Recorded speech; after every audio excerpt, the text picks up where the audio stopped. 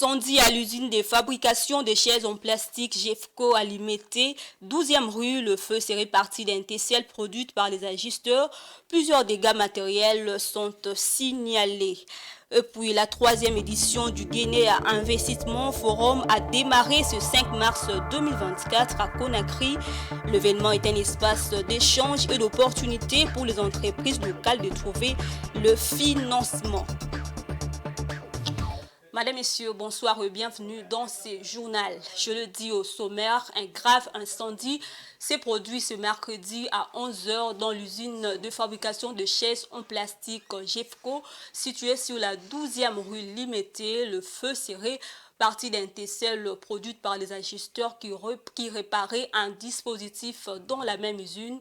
Pas de perte en vie humaine, mais plusieurs dégâts matériels sont signalés. Regardez. Il est 11 h lorsque les entrepôts de la société Plastico de Sol Limité dans les quartiers industriels au niveau de la 12e rue ont pris feu. D'après les témoignages sur place, les feux seraient partis d'un tesselle produit par les ajusteurs qui réparaient un dispositif dans la même usine et ces derniers déplorent le fait qu'une si grande usine manque ses propres camions anti-incendie pour maîtriser la situation depuis les débuts.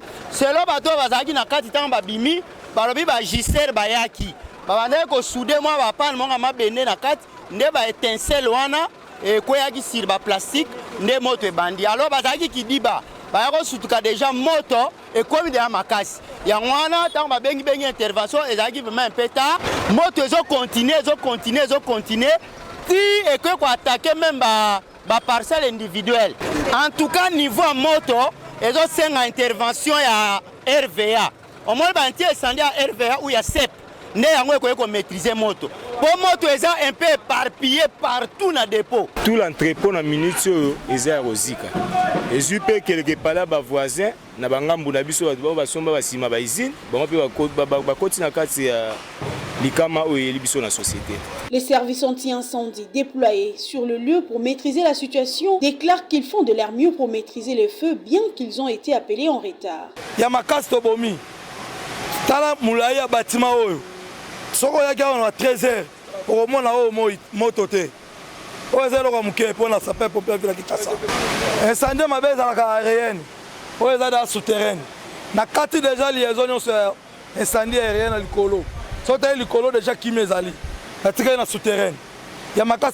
Il faut signaler par ailleurs que ces incidents n'ont pas causé des pertes en vie humaine, mais plutôt d'énormes dégâts matériels et quelques résidences qui seraient déjà en feu. Et puis le ministère des Finances, en collaboration avec l'autorité des régulations et des contrôles des assurances, ont organisé ce mercredi 6 mars une matinée d'information sur les perspectives de développement du secteur des assurances en RDC. Cette matinée a marqué le démarrage de l'opération facilitée de réassurance pour le risque pétrolier, gazier, minier de violence politique. Quelques participants ont réagi au micro de Damani Mujinga. Aujourd'hui, comme vous avez suivi,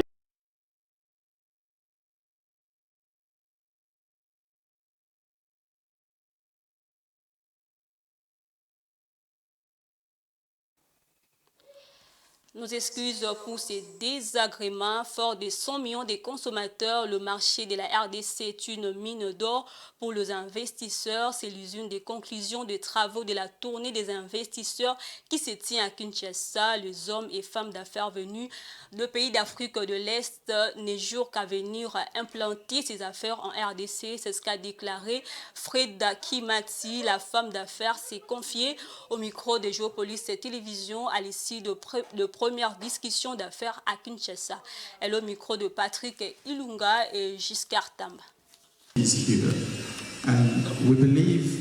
I come from Kenya. I run a company called Card Group East Africa Limited. Je dirige une entreprise qui s'appelle Card Group East Africa Limited. Nous fabriquons des bonbons et des chocolats et le marché congolais nous intéresse énormément. Nous sommes très excités de venir ici.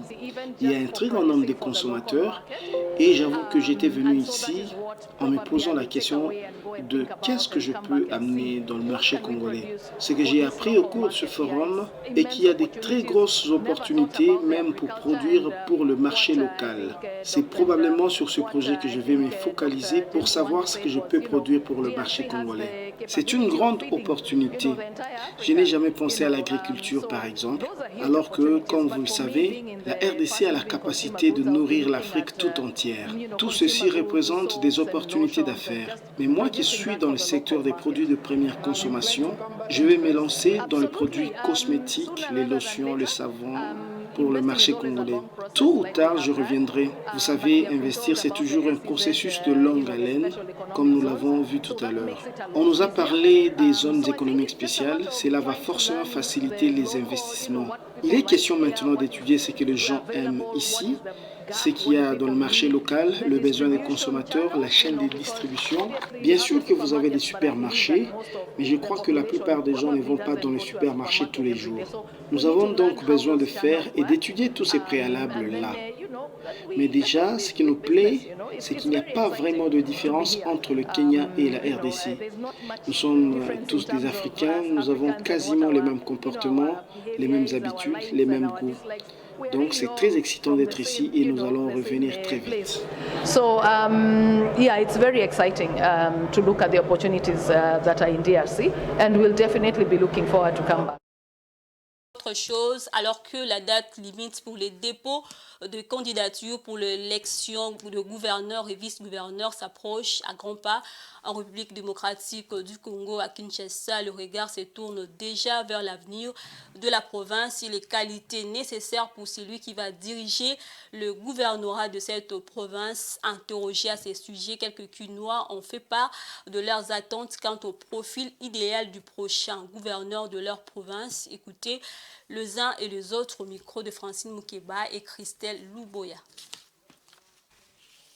Les gouverneurs que nous voulons, ce sont les gouverneurs qui vont, dans un premier temps, soutenir les projets du chef de l'État, les projets de 145 territoires. Il faut qu'on nous amène des gens, c'est-à-dire, il faut voir des gouverneurs, les technocrates, les gens qui comprennent les besoins à la base de la population, surtout les 145 territoires. Si nous avons l'exemple du rural, les gens qui quittent Bouende en masse, les gens qui quittent Dimbelenge en masse, viennent à Kinshasa, c'est à cause de quoi?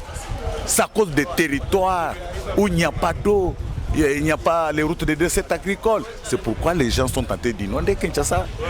Mais si vous améliorez, surtout les gouverneurs, et surtout à l'intégrité de la population, mettre fin au système Koulouna, les enfants des rues, et parfois chercher à rendre Kinshasa de plus en plus propre, comme ce fut à l'époque où l'on appelait Kinshasa Kin Label, le miroir de la République démocratique du Congo, où ce fut la capitale du Zaïre. Notre souci, c'est de trouver quelqu'un qui aime la ville, qui aime la population, et qui dit Kinshasa, dit la capitale de la République démocratique du Congo, et c'est le symbole même de la dignité de notre pays. C'est le siège de toutes les institutions. Il faut qu'il y ait un gouverneur qui va suivre de plus près le bien-être de la population. Du point de vue transport, chaque transporteur met son prix. Il n'est pas inquiété. Il y a tout ce qui se passe. On interdit à ce que les motards n'entrent pas. Mais ils entrent. Il faut qu'il y ait une autorité capable de faire asseoir la volonté et la dignité de l'État dans notre ville. Et dans une déclaration rendue publique ce mardi 5 mars 2024, la communauté Né-Congo de l'UDPS Tshisekedi, réunie en assemblée extraordinaire sous la direction du secrétaire général adjoint du parti présidentiel et président de la communauté Jean Tezo, apporte son soutien à la candidature de Daniel Bumba Lubaki, un de fils Né-Congo et cadre de l'UDPS Tshisekedi au poste de gouverneur de la ville-province de Kinshasa. Fiston Leko et Giscard Tamba. Après que les fédérations de l'UDPS Kinshasa, les femmes fédérales ainsi que les parlementaires debout expriment leur soutien au candidat gouverneur de la ville de Kinshasa, Daniel Bumba Lubaki, c'est le tour de la communauté Né-Congo de l'UDPS, Tshisekedi, d'en faire autant. Après présentation de son programme à la dite communauté, réunie ce mardi sous la présidence du secrétaire général adjoint de l'UDPS, Jean Tezo, le candidat Daniel Bumba Lubaki a aussi répondu à quelques préoccupations soulevées par l'Assemblée. Les ressortissants du Congo central, d'où le candidat gouverneur est originaire, n'ont pas retenu leurs mots. Après avoir été convaincus du programme bien détaillé du candidat Daniel Bumba Lubaki, la communauté Né-Congo de l'UDPS Tshisekedi dans son ensemble apporte désormais son soutien indéfectible à son digne fils, nous citons Daniel Bumba Lubaki, au cadre du parti évoluant dans la fédération des Lukunga. La communauté Né-Congo avec les représentants du Bas-Fleuve, Cataracte et Lukaya, conformément à la philosophie de Matuku Matatu, a appelé la haute hiérarchie de l'UDPS à investir Daniel Bumba Lubaki comme candidat gouverneur pour la capitale congolaise. De ce fait, la communauté Né-Congo sollicite de l'autorité du parti l'investiture du précité comme candidat gouverneur de la ville-province de Kinshasa pour matérialiser la vision du chef de l'État, car ayant de bons projets qui vont impacter sur le développement de la ville-province de Kinshasa. Daniel Bumba Lubaki dit vouloir faire de Kinshasa une ville moderne, salubre et sécurisée en créant des emplois avec des grands travaux d'infrastructure dans plusieurs domaines. Son plan d'action contient 7 axes prioritaires qui, à leur tour, ont comme pilier le 6 engagements du président de la République, Félix Tshisekedi, pour son 2e mandat. Et en sport, le tirage au sort de la Ligue des champions de la Confédération africaine de football aura lieu le mercredi 13 mars 2024 au Caire en Égypte. Quel adversaire pour le tout-puissant Mazembe en quart de finale de cette compétition? Tentative de réponse dans cet élément de Blaise Kouzola. Voilà 72 heures que la phase de groupe de la Ligue des champions de la CAF a rendu son verdict. Malgré sa défaite en Afrique du Sud 1-0, le TP Mazembe était assuré de disputer les quarts de finale et les Corbeaux peuvent s'attendre à du lourd. Après leur victoire devant Pyramide d'Égypte, le Corbeau validait leur billet pour le quart de finale de la Ligue des champions 4 années après la dernière deuxième de leur groupe. Le Badiangouena vont devoir croiser l'une des équipes classées première de 3 autres groupes. Pour ces tirages au sort prévus le mercredi 13 mars prochain, voici les meilleurs au pire tirage pour les hommes de la Mindiaï. L'un des meilleurs tirages au sort du TP Mazembe serait de tomber sur la SEC Mimosa, l'une des surprises cette saison à C1. Les Ivoiriens ont survolé un groupe où la concurrence leur a été rude devant des Cadors, raflant la première place dans un groupe où figurent le Wydad Casablanca et les Simba Sporting Club. La SEC a sûrement une carte à jouer dans la suite de la compétition et les Corbeaux potentiels adversaires sont avertis. Le TP Mazembe pourrait également tomber sur le Petro Atlético de Luanda. L'équipe angolaise a composté son ticket pour le quart de finale en s'offrant la première place devant l'Espérance de Tunis. Meilleure défense à cette étape de la compétition, le Petro Atlético n'a concédé aucun but après 6 sorties en phase de groupe. Avec cette solidité défensive hors norme, les Angolais se sont montrés intraitables à domicile tout comme à l'extérieur. Cependant, le Corbeau pourrait ne pas s'en vouloir pour la première place perdue s'il croise cette formation. Lors de la Ligue des champions 2022-2023, les Nationals du Caire remporté sa 11e couronne continentale en s'imposant devant le Wydad Athletic de Casablanca d'Arsène Zola à l'époque. Le club égyptien continue d'asseoir sa domination sur le foot africain au courant de la dernière décennie. Ce serait donc un énorme challenge pour l'équipe de Moïse Katumbi d'affronter les Diables Rouges, même si ces derniers déclaraient que le TP Mazembe n'a peur d'aucun adversaire au sortir de la défaite devant Mamelodi Sundowns. Champion d'Afrique en titre, Persito et ses compères ont de quoi faire peur à la bande de Kevin Mundeko s'ils se croisaient au prochain tour. La manche allée de quart de finale aura lieu le 29 et 30 mars, alors que les rencontres en retour quant à elles sont prévues le 5 et 6 avril. Les équipes classées premières débuteront à l'extérieur avant de jouer leur match retour à domicile une semaine plus tard.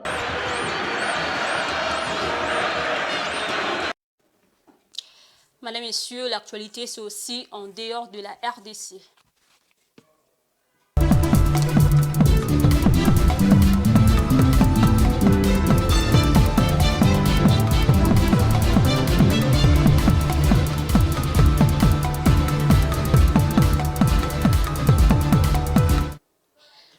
L'expansion rapide de l'économie numérique au Zimbabwe représente une opportunité pour les investissements. Le pays d'Afrique australe se dote désormais d'un système de licence d'investissement numérique, le premier du genre dans le pays. Le portail offre plusieurs services, notamment des études de marché et de faisabilité, et facilite l'obtention de permis et licences commerciales. Grâce à cette plateforme innovante, le délai de traitement des licences d'investissement passera désormais de 7 jours ouvrables à 2 à 5 jours ouvrables.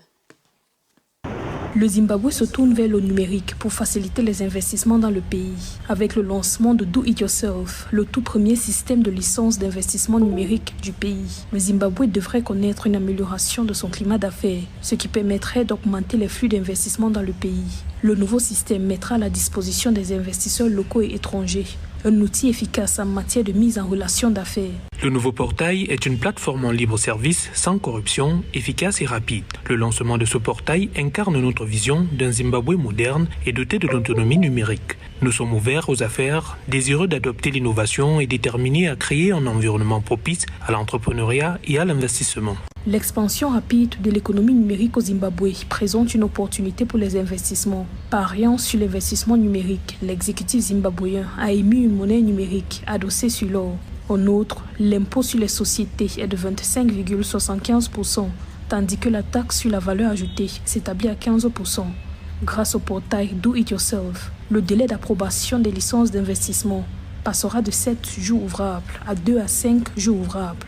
Les investisseurs peuvent désormais suivre le processus de demande et d'obtention de licences à distance. À travers Internet d'aujourd'hui, on peut accélérer beaucoup de processus en matière économique et donc donner une visibilité à la création des entreprises, aux investissements dans le domaine du numérique à travers une des facilités de mise en relation ou de plateformes qui permet d'avoir des informations en temps réel. Ce n'est que l'essence même du numérique. La transition du Zimbabwe vers les plateformes numériques reflète l'engagement du pays en faveur de la modernisation et de l'efficacité de son paysage réglementaire, selon des experts.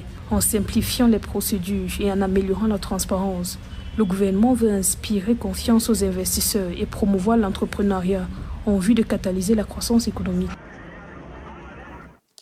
Je le dis au sommaire, la 3e édition du Guinée Investment Forum a démarré ce 5 mars 2024 à Conakry. L'événement est un espace d'échange et d'opportunités pour les entreprises locales, notamment pour trouver des financements. De milliers de participants de différents pays sont attendus à Conakry autour de plusieurs thématiques liées à la problématique des financements des secteurs prioritaires des développements comme le mine et les infrastructures. Edouard Funda pour les commentaires. Le Guinea Investment Forum est un espace transactionnel, une porte d'entrée sur les marchés guinéens. Cette 3e édition de GUIF représente une occasion pour les investisseurs et les bailleurs de découvrir les opportunités d'investissement actuelles offertes par la Guinée. 6 secteurs prioritaires sont identifiés: l'énergie, l'agriculture, les infrastructures, le tourisme, les mines et les nouvelles technologies de l'information et de la communication. Le GUIF, dans sa 3e phase, est la plateforme idéale pour établir des partenariats stratégiques avec le gouvernement guinéen, le secteur privé local, les investisseurs étrangers et les acteurs du développement. Plusieurs organisations et entreprises vont pouvoir explorer les différentes opportunités que représente le marché guinéen. Le Guinea Investment Forum a connu un succès remarquable lors de la première édition organisée à Conakry en 2021 et la seconde organisée à Dubaï, aux Émirats Arabes Unis en 2022, en marge de l'exposition universelle. 3000 participants avaient fait le déplacement et plus de 680 millions de dollars de financement avaient été mobilisés en faveur des projets publics et privés. Madame, Messieurs, ce journal est terminé. Je vous rappelle les différents titres. Incendie à l'usine de fabrication des chaises en plastique GIFCO Alimenté 12e rue. Le feu s'est réparti d'un décel produite par les ajusteurs. Plusieurs dégâts matériels sont signalés. Et puis la 3e édition du Guinée Investment Forum a démarré ce 5 mars 2024 à Conakry. L'événement est un espace d'échange et d'opportunités pour les entreprises locales de trouver le financement. Et c'est la fin de ce journal. Madame, Messieurs, merci à vous de l'avoir suivi.